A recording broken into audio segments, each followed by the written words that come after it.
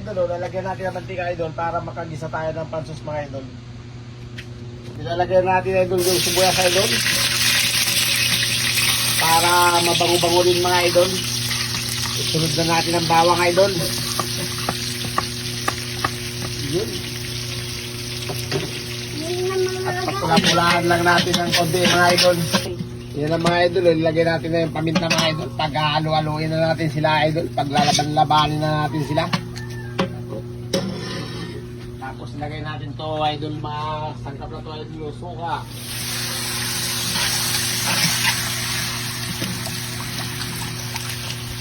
Anim na boting suka to mga idol.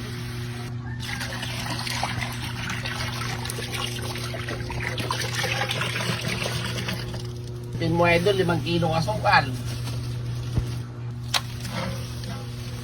Kaya ko na idol kasi kinakapusa ko ng sus idol. Talagang sus pa lang idol, ulam na talaga. Kung may manok ka. Puro idol yung ano.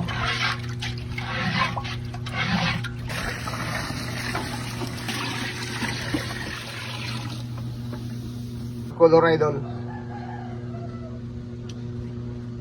Ang palasa idol.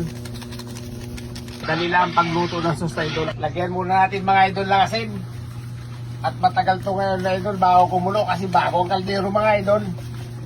Tingnan natin idol kung kumukulo na. Ay kumukulo na nga pala talaga mga idol.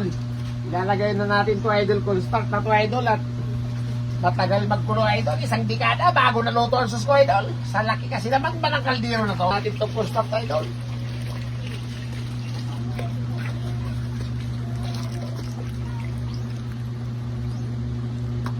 Ganun lang kasimple magtimpla ng sos idol oh. Yan na mga idol oh, kitang-kita na yung lapot niya mga idol oh. Talagang swabe na naman to mga idol. Talagang sos pa lang talaga mga idol, ulam na talaga. Ulam na talaga.